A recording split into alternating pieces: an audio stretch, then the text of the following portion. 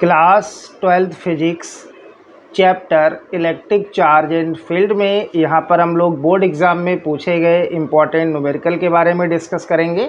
तो देखो यहाँ पर हमने पहला न्यूमेरिकल लिया है कि calculate the charge on 7 and 14 in coulomb. आपको इस क्वेश्चन में चार्ज कैलकुलेट करना है और आपको गिवन में क्या दे रखा है, देखो 7 and 14, ठीक है। तो अगर हम इस क्वेश्चन को सॉल्व करते हैं, देखिएगा इस क्वेश्चन को सॉल्व करेंगे और ये आपका क्वेश्चन 2023 में बोर्ड एग्ज़ाम में पूछा गया है। तो देखिए बेटा, यहाँ पर आपको गिवन में क्या दे रखा है, आप इस टाइप से लिखेंगे। गिवन में दिया है आपको 7 and 14, ठीक है। और आपको फाइंड क्या करना है, चार्ज फाइंड करना है, Q equal to question mark.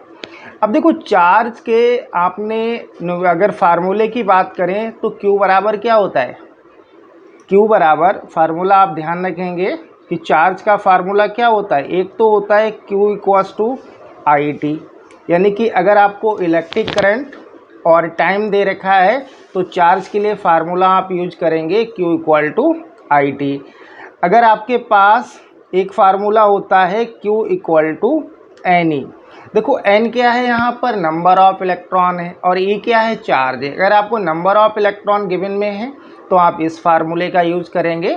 और अगर न्यूक्लियस की बात हो, देखो यहाँ पर 7 and 14 की बात कर रहा है, न्यूक्लियस की बात कर रहा है, ठीक है। अगर न्यूक्लियस की बात करें तो चार्ज का आप फार्मूला यूज करेंगे Q equal to ZE, Q equal to ZE। अब देखो Z यहाँ पर क्या है भाई, Z है आपका यहाँ पर एटॉमिक नंबर। अब देखो अगर हम बात करें XZA, देखो अगर हम किसी न्यूक्लियस की बात करें तो देखो ये क्या होता है, ये Z होता है एटॉमिक नंबर और ये होता है आपका मास नंबर। तो देखो यहाँ पर अगर हम इसको कंपेयर करें तो यहाँ पर आपको Z कितना दे रखा है, Z दे रखा है 7, Z कितना दे रखा है 7।